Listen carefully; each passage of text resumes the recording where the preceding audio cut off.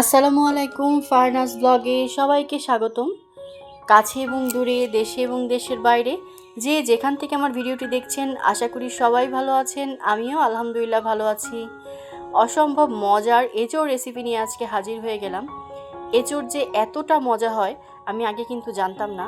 আমি নিজেই রান্নাটা করার পরে অবাক যে এতটা মজা হয়েছে। মানে ভাত খেতে খেতে মুখের রুচি কমতেছে না, এত পরিমাণ ভাত খেয়ে ফেলছি, তাও মনে হচ্ছে আরেকটু খাই আরেকটু খাই। এতটা মজা এভাবে রান্না করলে, মানে এত মজা, মানে আপনারা না দেখলে বুঝতে পারবেন না রেসিপিটি। মানে যেরকম সহজভাবে রান্না করছি আর ততটাই মজা। আশা করি আপনাদের কাছে আজকের রেসিপিটি ভালো লাগবে। তো এই যে খুব সুন্দর একটা কাঁঠাল আমার ভাইয়ের গাছ থেকে পেড়ে দিছিল, একদম গাছ থেকে পেড়ে একদম নিয়ে আসছে বাসায়। মানে ভাই অনেক কিছু পাঠাইছে। তো তার মধ্যে এই যে এঁচোড়টা এত সুন্দর ছিল, কাঁচা কাঁঠাল। কাঁচা কাঁঠালকে আমরা সাধারণত এঁচোড় বলি। তো আজকে এই যে গরু মাংস দিয়ে রান্না করব। আর এঁচোড় কিন্তু গরু মাংস দিয়ে খেতে দারুণ লাগে, অসম্ভব মজা লাগে। তো ওই যে গরু মাংস, এখানে কিন্তু অনেকটা গরু মাংস, প্রায় 1 কেজির মতো। তো আমি এটাকে একটু বড় বড় সাইজ করে কেটে নিচ্ছি। আর এঁচোড়ের রেসিপি কিন্তু একদম মাংস ছাড়া নিরামিষ রেসিপিও কিন্তু আমার চ্যানেলে আছে, আমি ডেসক্রিপশনে দিয়ে দিব, চাইলে আপনারা দেখে নিতে পারেন। যারা মাংস ছাড়া মাছ ছাড়া খেতে চান নিরামিষ এঁচোড় তরকারি, তো ওটাও কিন্তু অনেক মজা হয়, আমার ডেসক্রিপশনে দিয়ে রাখবো। আশা করি আপনাদের কাছে ভালো লাগবে, দেখবেন তাহলে। তো এই যে আমি রান্না করার জন্য মাংসগুলো ছোট ছোট টুকরা করে কেটে নিচ্ছি, সুন্দর করে ছোট ছোট টুকরা করে কেটে নিচ্ছি। এটা কিন্তু বেশি মানে ছোটও করব না, একদম বড়ও করব না, মিডিয়াম করব, মিডিয়াম সাইজ। দেখতেই পাচ্ছেন এই যে ছোট ছোট টুকরা করে মাংসগুলো কেটে নিচ্ছি। দেখলেই বুঝতে পারবেন যে কিভাবে ছোট ছোট টুকরা করে কাটছি।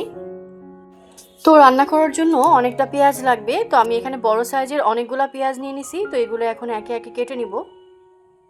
পেঁয়াজগুলোকে মিহি কুচি করে কাটবো, আর কিছুটা পেঁয়াজ মোটা করে কাটবো।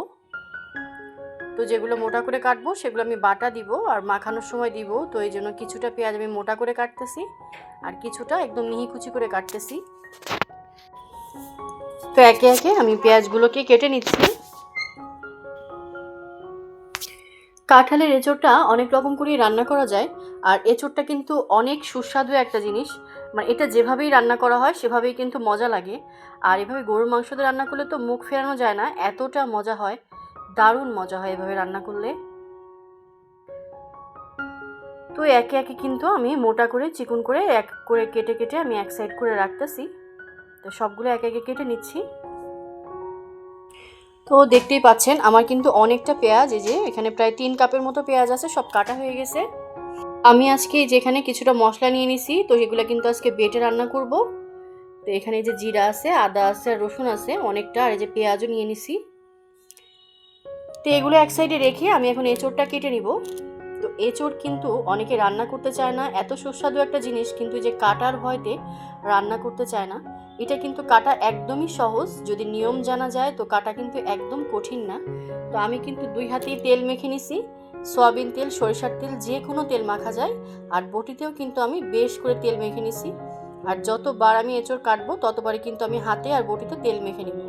তো আমি এঁচোড়টা 2 ভাগ করে কাটার পরে এই যে দেখতেই পাচ্ছেন, একটা কাপড় দিয়ে মাঝখানে যে কষগুলো এগুলো আমি মুছে নিচ্ছি। তো আমি 2 টুকরা একইভাবে মুছে নিচ্ছি। মেন যে কষটা মাঝখানে ওটা কিন্তু এরকম মুছে নিলে এত হাতে লাগে না, আর বটিতেও কম লাগে। তো প্রতিবার আমি এভাবে মুছে নিচ্ছি। আর চাইলে আপনারা এভাবে কলের পাশে কাটবেন, তো এরকম কল দিয়ে দিয়ে পানি দিয়ে ধুয়ে নেবেন, তাহলেই কিন্তু কষটা একদম চলে যায়, এক ফোঁটাও আঠা থাকে না।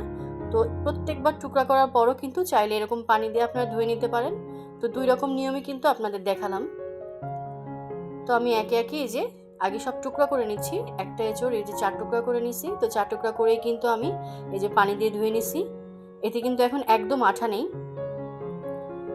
তো এই এঁচোড়গুলো যখন টুকরো করব প্রতিবারই কিন্তু আমি বটিতে একটু করে তেল লাগাই নিব, যে কোনো তেল, সয়াবিন তেল হোক, সরিষার তেল হোক।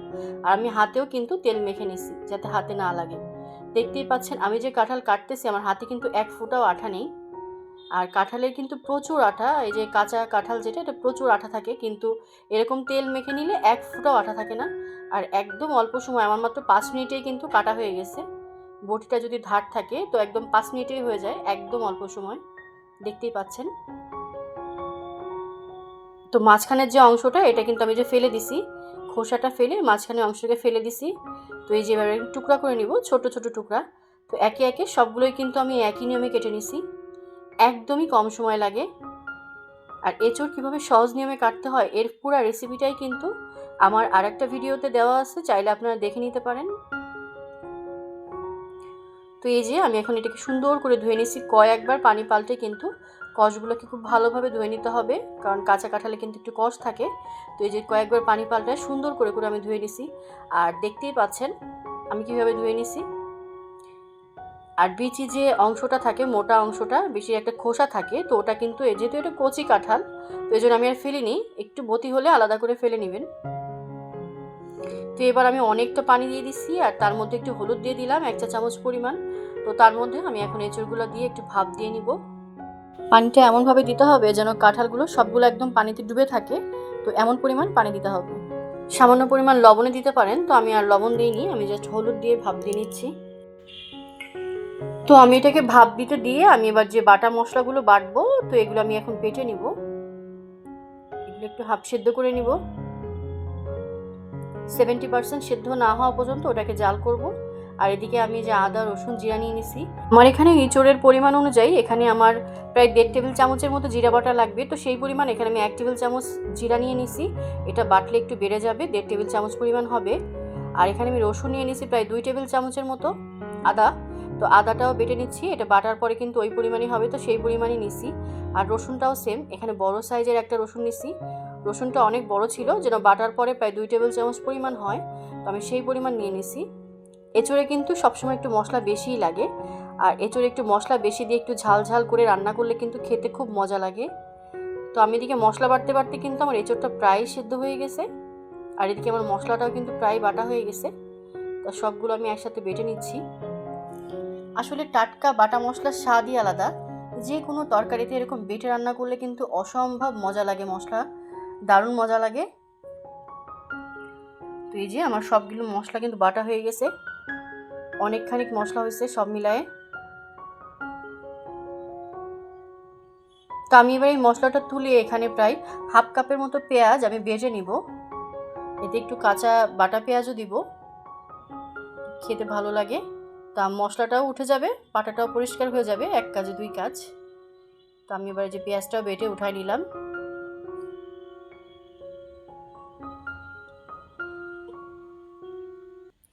তো এবার আমি এই বাটা মশলাগুলো দিয়ে মাংসটাকে মাখাই নিব। তো আমি এখানে বাটা মশলাগুলো দিয়ে দিলাম, পরিমাণটা আমি আগেই বলে দিছি। যেহেতু জিরা দিয়ে দিছি বাটা, এই জন্য আর জিরা গুঁড়ো দিব না। তো এখানে আমি পেঁয়াজ বাটা, আদা রসুন জিরা পেস্ট, হলুদ গুঁড়ো দিয়ে দিলাম 1 চা চামচ পরিমাণ, একটু বেশি বেশি, আর 2 চা চামচ পরিমাণ ঝাল গুঁড়ো দিয়ে দিলাম, মরিচের গুঁড়া, শুকনো মরিচের গুঁড়া, রাঁধুনি শুকনো মরিচের গুঁড়াটাই বেশি খাই আমরা। তো এখানে রাঁধুনি ব্র্যান্ডের মাংসের মশলাও দিয়ে দিলাম 2 চা চামচের মতো, আর ধনিয়া গুঁড়া দিয়ে দিলাম আর হাতে বানানো 1.5 টেবিল চামচ।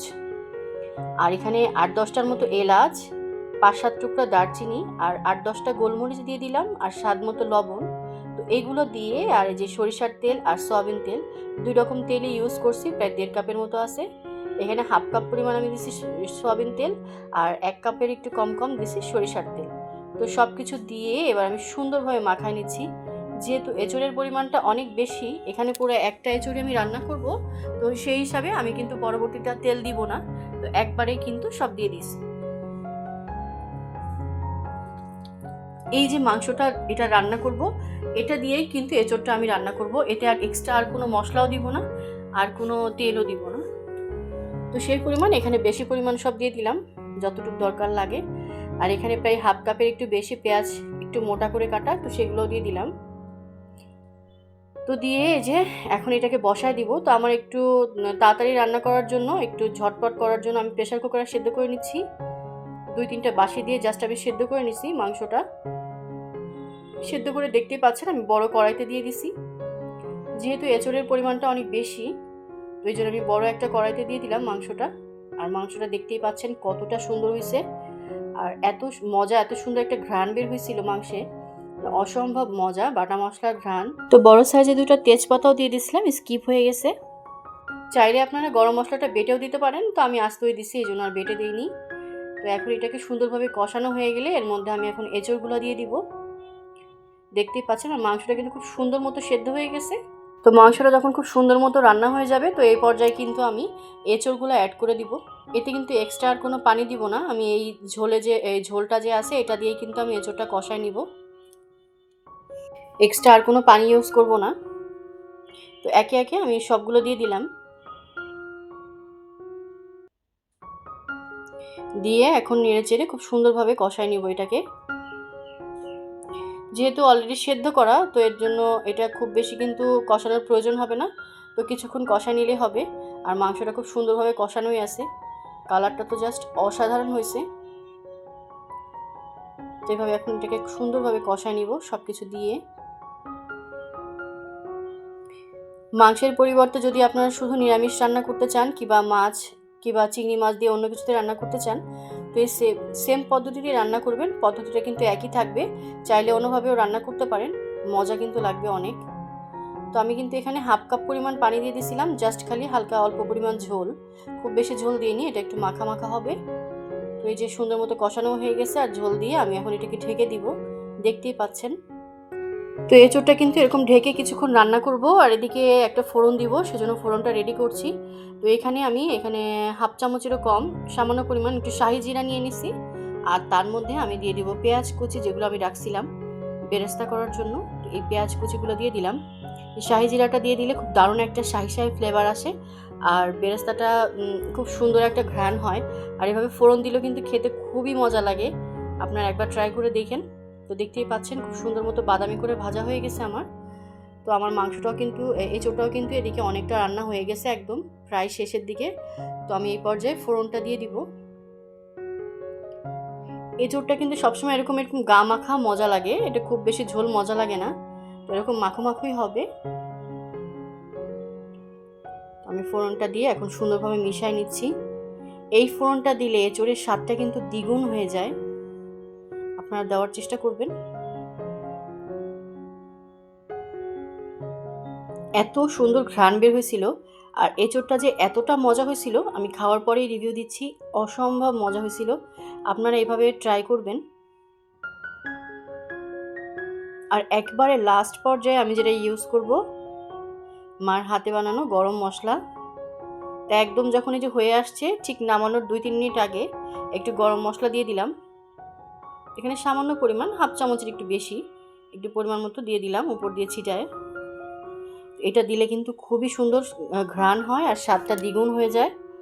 তো এই যে আমার রান্না কিন্তু প্রায় রেডি। আমি এখন এরকমভাবে 2-3 মিনিট ঢেকে দিলেই কিন্তু হয়ে যাবে আমাদের অসম্ভব মজার এঁচোড় রেসিপি। দেখতে দেখতে যারা এই পর্যায়ে চলে আসছেন, এখনও একটা লাইক দিতে ভুলে গেছেন, অবশ্যই একটা লাইক দিয়ে দিবেন। আর সবাই আমার চ্যানেলটি সাবস্ক্রাইব করে সবাই পাশে থাকবেন। যারা অলরেডি সাবস্ক্রাইব করছেন তাদেরকে অসংখ্য ধন্যবাদ, আর যারা এখনও করেননি প্লিজ আমার চ্যানেলটি সাবস্ক্রাইব করে সবাই পাশে থাকবেন।